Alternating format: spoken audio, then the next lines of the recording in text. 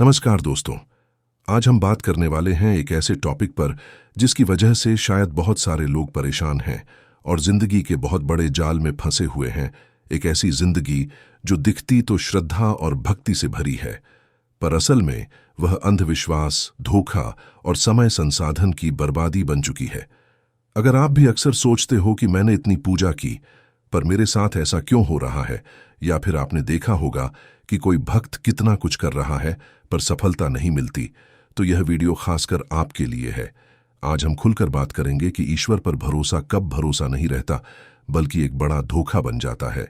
यह पहली चीज है जो हमें सोचने पर मजबूर करती है। अगर ईश्वर इतना सर्वशक्तिमान है तो फिर उसने इतनी असमानताएं, दर्द और अन्याय क्यों बनाए रखे? यह प्रश्न सिर्फ धार्मिक नहीं बल्कि तर्कपरक है। तो भरोसा और अंधविश्वास के बीच फर्क। ईश्वर पर भरोसा और अंधविश्वास में बड़ा फर्क है। भरोसा तब उपयोगी होता है जब वह आपको सक्रिय बनाता है, आपको हिम्मत देता है, काम करने की प्रेरणा देता है और मुश्किलों के बीच सही निर्णय लेने में मदद करता है। पर जब उसी भरोसे की परत इतनी मोटी हो जाए कि आप सिर्फ इंतजार करते रहो, प्रार्थना करो, उपाय कराओ, किसी पंडित का शरण लो और असली काम टालते रहो, तो वही भरोसा अंधविश्वास बन जाता है। अंधविश्वास आपको निष्क्रिय बना देता है। वह आपकी मेहनत, बुद्धि और फैसलों को कमजोर कर देता है। 3. प्रार्थना से शांति, अस्थाई या स्थायी।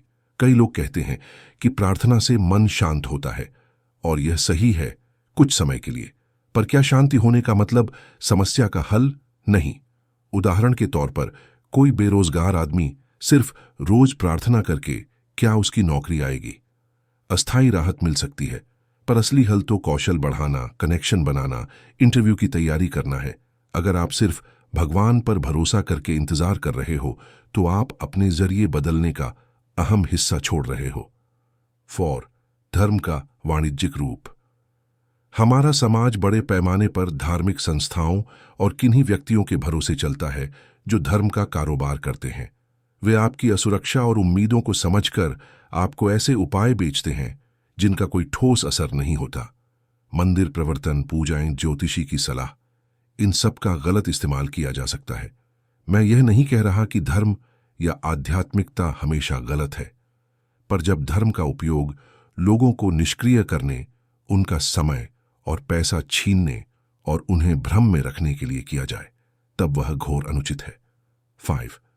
मनोवैज्ञानिक चक्र, भरोसा, असफलता, द्वेष। जब कोई व्यक्ति बार बार यही अनुभव करता है कि उसने बहुत कुछ किया, प्रार्थना की, दान दिया, व्रत रखा, पर फल नहीं मिला, तो उसके भीतर द्विविधा पैदा होती है। 2 रास्ते निकलते हैं। या तो वह व्यक्ति स्वयं में सुधार करके अलग राह ढूंढ लेता है, या वह ईश्वर से नफरत करने लगता है और कहता है, ईश्वर ने मुझे धोखा दिया। कई बार लोग अपनी असफलता का दोष ईश्वर पर डाल देते हैं, जबकि असल वजह प्रायः हमारी योजना की कमी, गलत निर्णय, परिस्थितियां और कभी कभी हमारे आसपास के लोग होते हैं। 6. वर्तमान में जीने की कला। ईश्वर पर अति निर्भरता अक्सर हमें भविष्य की किसी अनिश्चित शक्ति की ओर देखकर वर्तमान को गंवाने पर मजबूर कर देती है। लोग अपने रिश्तों, अपने काम, अपनी खुशियों में निवेश कम कर देते हैं क्योंकि उनका फोकस हमेशा किसी आने वाले चमत्कार पर रहता है। असल जिंदगी वही है जिसे हम आज बनाते हैं, हमारी बुद्धिमानी, हमारा संघर्ष और हमारी समझ। इन चीजों में निवेश करने से वास्तविक और स्थायी फल आते हैं, न कि केवल खाली आश्वासन। 7. क्या समाधान है? कुछ व्यवहारिक सुझाव देखो। मैं नहीं कह रहा कि सब लोग धर्म छोड़ दें, लेकिन मैं कह रहा हूं कि विवेक से सोचो, अपनी ऊर्जा और समय का हिसाब दो। क्या तुम अपना समय केवल पूजा और उपाय में लगा रहे हो जबकि व्यावहारिक काम टल रहे हैं? अपने फैसलों की जिम्मेदारी लो। जितना काम तुम्हारे हाथ में है उसे करो। प्रार्थना के साथ काम भी करो। ऐसे लोगों और संगठनों से दूर रहो जो धर्म का नाम लेकर तुम्हारी कमजोरियों का फायदा उठाते हैं। तर्क और दर्शन पढ़ो, इससे तुम्हारी सोच मजबूत होगी और भ्रम कम होगा। छोटे पर टिकाऊ कदम चुनो, स्किल बढ़ाओ, नेटवर्क बनाओ, योजनाएं बनाओ। यह सब ईश्वर के भरोसे करने से कहीं ज्यादा असर करता है। 8. निष्कर्ष की तरफ एक झलक। ईश्वर पर भरोसा तब तक हानि रहित है जब वह तुम्हें सक्रिय बनाता है और तुम्हारे अंदर शक्ति भरता है। पर अगर वह तुम्हें निष्क्रिय कर देता है, तुम्हारे निर्णयों को कमजोर कर देता है और तुम्हारा समय, सबसे कीमती संसाधन, बर्बाद कर देता है, तो वह भरोसा धोखा बन जाता है। इसलिए जो लोग इस लूप में फंसे हुए हैं, पहले स्वीकार करो कि तुम्हें बदलाव करना होगा। ईश्वर पर विश्वास अगर तुम्हें आगे नहीं बढ़ने देता, तो उस विश्वास की जांच करो और अपने जीवन के लिए व्यावहारिक कदम उठाओ। दोस्तों, पिछले हिस्से में हमने यह समझा कि कैसे ईश्वर पर भरोसा करते करते इंसान धीरे धीरे अपने जीवन से ही कट जाता है। यह भरोसा शुरू में बड़ा मासूम लगता है, जैसे कोई बच्चा अपने माँ बाप से उम्मीद रखता है कि वो उसकी हर जरूरत पूरी करेंगे। बचपन में हमें सिखाया भी जाता है कि भगवान से मांगो, भगवान सब देंगे। उस समय यह एक प्यारी आदत जैसी लगती है, मगर वही आदत धीरे धीरे एक ऐसी जड़ बन जाती है जो इंसान की पूरी सोच पर कब्जा कर लेती है। इंसान मेहनत करने की जगह ईश्वर से उम्मीद रखने लगता है और यहीं से धोखे की शुरुआत होती है। अगर कोई किसान बीज बोकर यह सोच ले कि बाकी का काम भगवान कर देगा, तो क्या उसकी फसल कभी उगेगी? नहीं। उसे पानी देना पड़ेगा, खाद डालनी पड़ेगी, खेत की देखभाल करनी पड़ेगी। लेकिन जब इंसान अपने जीवन को भगवान के भरोसे छोड़ देता है, तो असल मेहनत से उसका ध्यान भटक जाता है। वो सोचता है कि पूजा कर ली, व्रत कर लिया, दान दे दिया, अब भगवान मेरे लिए रास्ता बना देगा। लेकिन असलियत में ऐसा कभी नहीं होता। सबसे बड़ा धोखा तब होता है जब कोई इंसान सालों तक पूजा पाठ करता है, हर सोमवार व्रत रखता है, मंदिर में रोज जाता है, और फिर भी उसका काम नहीं बनता। उस समय उसका भरोसा हिल जाता है, और जब भरोसा हिलता है तो इंसान अंदर से टूट जाता है, क्योंकि उसने अपनी पूरी उम्मीद उस अदृश्य शक्ति पर टिका दी थी, और जब वहां से कुछ नहीं मिला तो उसकी दुनिया ही बिखर जाती है। और यही मौका होता है जब धर्म के ठेकेदार उसे पकड़ लेते हैं। पंडित, बाबा, ज्योतिषी, ये सब ऐसे ही मौकों पर हमला करते हैं। वो कहते हैं कि तुम्हारे ग्रह खराब हैं, यह पूजा कराओ, वो यज्ञ कराओ, इतना दान दो। और जो इंसान पहले ही टूटा हुआ होता है, वह इन बातों पर यकीन कर लेता है। वह पैसा खर्च करता है, उम्मीद करता है, लेकिन बार बार धोखा खाता है। यह खेल चलता ही रहता है और इंसान धीरे धीरे इस जाल में और फंसता चला जाता है। फिर एक और खतरनाक मोड़ आता है। इंसान सोचता है कि मैंने भगवान पर इतना भरोसा किया, इतना पूजा पाठ किया, लेकिन बदले में मुझे क्या मिला? सिर्फ दुख, सिर्फ असफलता। और धीरे धीरे वही इंसान ईश्वर से नफरत करने लगता है। जो कभी रोज प्रार्थना करता था, वही कहता है कि भगवान ने मेरे साथ धोखा किया। और फिर यह नफरत सिर्फ ईश्वर तक नहीं रहती, वह जीवन से भी नफरत करने लगता है, समाज से भी, और कई बार खुद से भी। इसी वजह से बहुत से लोग डिप्रेशन में चले जाते हैं, उनका आत्मविश्वास खत्म हो जाता है, और कुछ तो जिंदगी से हार भी मान लेते हैं। असलियत यह है कि असफलता का असली कारण भगवान नहीं होता।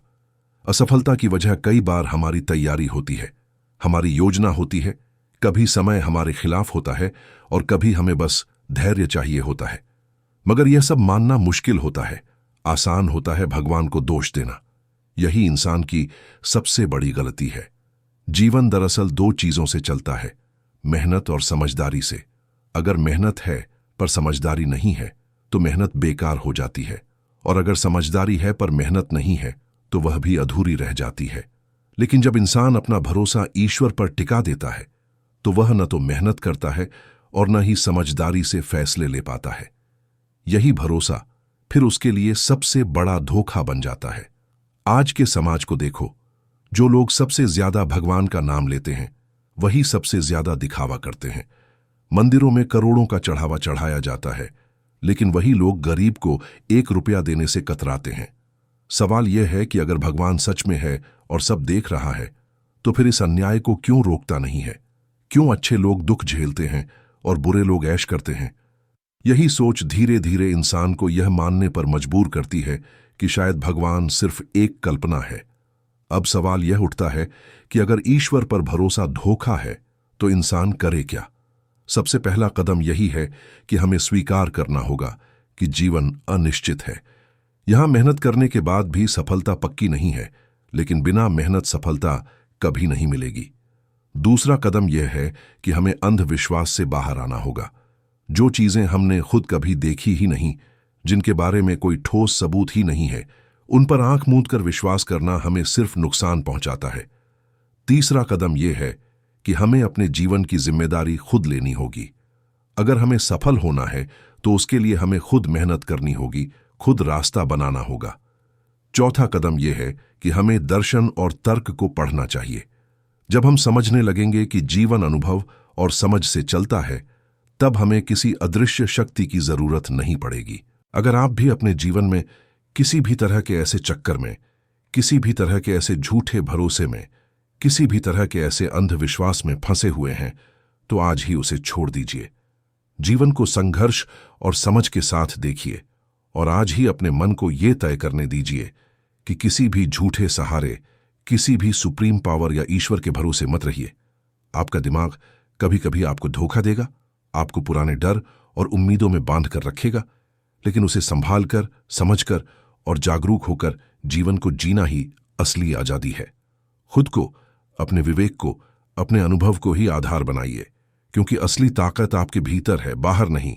किसी सुप्रीम पावर के भरोसे मत रहिए, अपने भीतर की शक्ति को पहचानिए और एक समझदार, जागरूक और बोधपूर्ण जीवन जीना शुरू कीजिए।